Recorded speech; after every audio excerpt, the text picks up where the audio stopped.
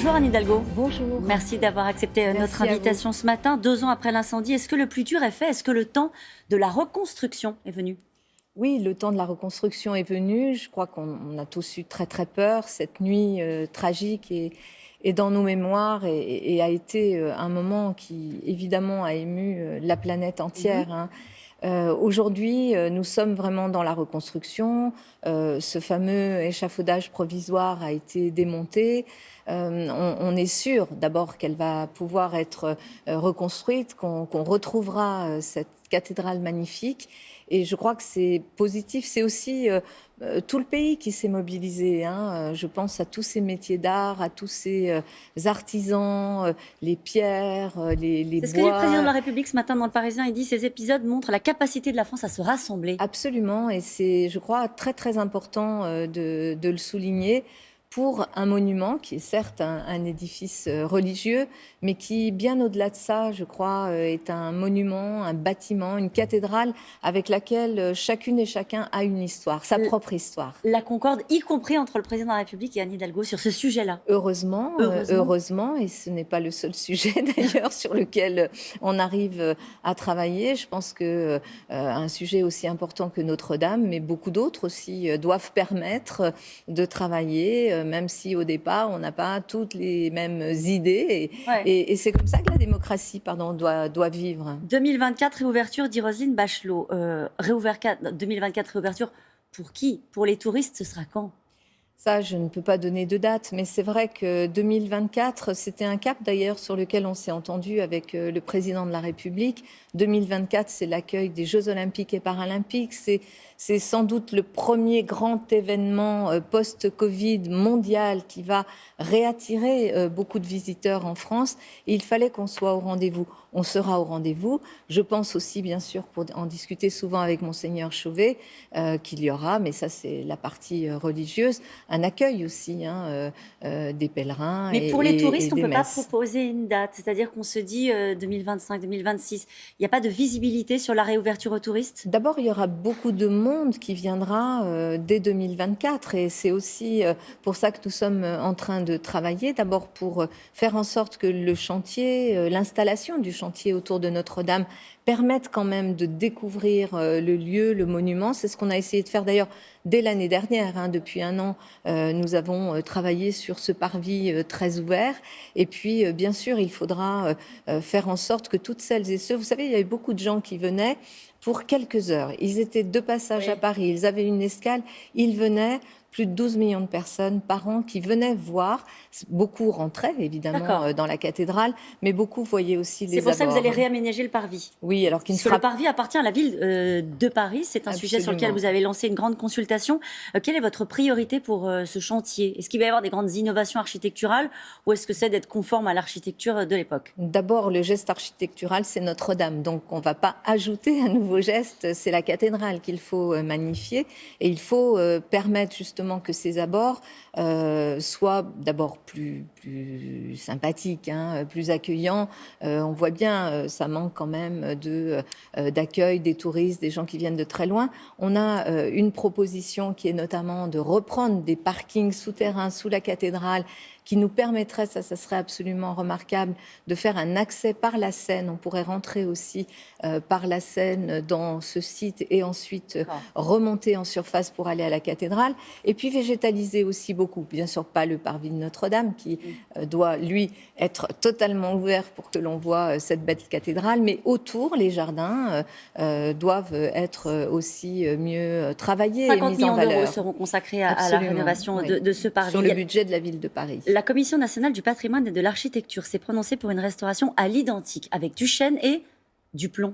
Oui. Du plomb, Anne Hidalgo ? Alors, moi, je suis pour la reconstruction à l'identique, mais franchement, si on peut éviter le plomb, ça sera mieux. Vous savez, il y a eu quand même une pollution au plomb importante sur laquelle on a été amené avec l'Agence régionale de santé, la ville de Paris, à travailler parce que le nuage de fumée, et encore aujourd'hui, nous allons tout à l'heure avec le président de la République sur le chantier de Notre-Dame, il y a des mesures extrêmement strictes de sécurité sécurité liée notamment aux pollutions au plomb. Donc il faut l'éviter. Donc je pense qu'il faut l'éviter. Ce qui doit être vraiment à l'identique, c'était pour moi notamment la flèche, et de ne pas se mettre en situation d'imaginer un nouveau geste architectural. Je le redis, le grand geste architectural, c'est la cathédrale telle qu'on la connaît. Une dernière question sur Paris. Vous êtes régulièrement mise en cause par un hashtag qui s'appelle Saccage Paris, qui montre une capitale défigurée par un mobilier urbain en bois, des plans en béton en guise de pistes cyclables, des rues de Paris sales. Vous dites que c'est organisé par l'extrême droite. Alors je vais vous poser une question. On met de côté la politique, une question très simple. Je vous demande d'y répondre avec sincérité. Est-ce que vous pensez que la capitale est plus belle depuis que vous êtes arrivé aux responsabilités ? Oui, depuis 20 ans, depuis l'arrivée de Bertrand Delanoë, puis en 2014. Et d'ailleurs, tous les classements internationaux, tout le rayonnement aussi qu'a repris Paris le prouve. Nous avons montré que nous sommes une capitale avec un patrimoine exceptionnel. Et d'ailleurs, on a, et j'ai beaucoup, mandat précédent, rénové ce patrimoine parisien. Je pense à des musées, au musée Carnavalet, je pense à la bourse de commerce, avec la Fondation Pinault, qui va être un lieu magnifique. Je pense à beaucoup d'embellissements qui ont été faits.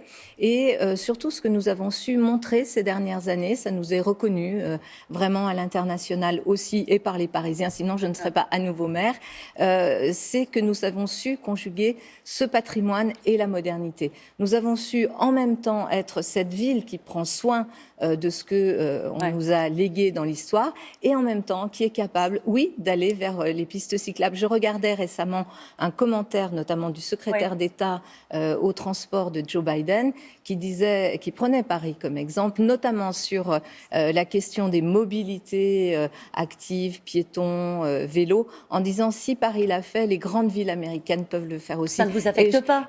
Alors, après, et c'est très important, évidemment que la question de la propreté est un sujet que tout maire doit prendre en main, mais les Parisiens le savent, ils ont des moyens pour aussi nous interpeller, pour nous demander d'intervenir. Je le redis ici, nous sommes sur une antenne nationale, mais puisque vous me posez la question, le 3975 et l'application dans ma rue pour que nos services puissent intervenir comme ils le font régulièrement. 10 000 interventions se font chaque année. Le tourisme fait vivre naturellement la capitale. Le président étudie aujourd'hui le scénario de réouverture à la mi-mai. 1, est-ce que vous y croyez, la réouverture à la mi-mai? Et 2, est-ce que vous réclamez que les choses se fassent effectivement comme le président l'avait annoncé, c'est-à-dire ouvrir à la mi-mai? D'abord, beaucoup de commerces souffrent, beaucoup de personnes ont perdu leur emploi. Vous savez, à Paris, où on a justement une grosse activité liée au tourisme, liée à l'événementiel, liée à la culture aussi, il y a beaucoup de personnes qui aujourd'hui se retrouvent sans filet aucun, parce que souvent ce sont des indépendants et qui sont en très grande difficulté. Il y a urgence, ce n'est pas une question de croyance, c'est une question d'y travailler. Je pense que, et moi je me projette évidemment dans la réouverture, il y a 2 choses qui aujourd'hui m'occupent essentiellement, c'est la vaccination et réussir, parce qu'évidemment c'est une des conditions de la réouverture. Et ça ne va pas assez vite, je crois que tout le monde s'en rend compte et tout le monde le dit, mais il faut aller beaucoup plus vite. Et la deuxième chose, c'est la réouverture. On y travaille avec des protocoles très particuliers, notamment avec les grands acteurs culturels. Je pense évidemment à tout le secteur du cinéma, des théâtres, mais aussi les bars, les restaurants et les clubs. On y travaille sur des protocoles qui doivent pouvoir nous permettre, y compris ce que j'ai demandé depuis le début, à savoir de graduer les mesures et les gestes barrières en fonction de l'évolution de l'épidémie. Vous travaillez aussi bien sur Notre-Dame que sur le Covid avec l'État? D'abord, c'est beaucoup plus compliqué, même si je le redis ici, je travaille évidemment avec le Premier ministre Jean Castex et que nous avons, parce qu'on a travaillé ensemble sur les Jeux Olympiques et Paralympiques, une vraie capacité à travailler sur les dossiers. Mais ce qui est difficile, c'est que les maires n'ont pas été pris en considération. Je pense que dans notre pays, on souffre quand même d'un centralisme excessif. Tous les maires l'ont dit. Toutes les associations de maires, je pense bien sûr à François Baroin, notre président pour l'association des maires de France, il faut faire confiance aux maires. Nous sommes sur le terrain, nous sommes à hauteur d'homme. Pendant 1 an, et malheureusement, pour la vaccination, on n'y est pas encore. Je ne peux pas terminer cette interview sans vous parler de ce chiffre 100 000 victimes du Covid. Vous voulez proposer un lieu de mémoire pour les victimes du Covid. On n'en fait pas assez pour rendre hommage à ces victimes? D'abord, je me joins vraiment à l'initiative qui a été prise par Jean-François Delfraissy et puis Françoise Barré-Sinussi, qui ont décidé, dans un institut ad memoriam Covid-19, de faire en sorte qu'il y ait une mémoire vivante de cette épidémie. À la fois rendre hommage aux morts de l'épidémie, à toutes celles et ceux qui souffrent, et en même temps garder cette mémoire de comment on a vécu et ce que l'on a fait pendant ces dernières années. Samedi, vous serez à la réunion de la gauche. Je serai à cette réunion. Je pense que c'est très important, évidemment, que l'on puisse se rassembler, travailler ensemble, offrir au pays autre chose que ce que on nous...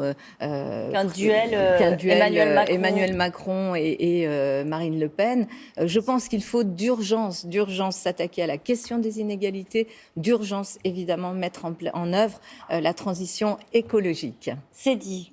On me fait signe, c'est fini. Vraiment fini. Ah oui, la tranche est finie. C'est fini. Merci beaucoup. Merci à vous.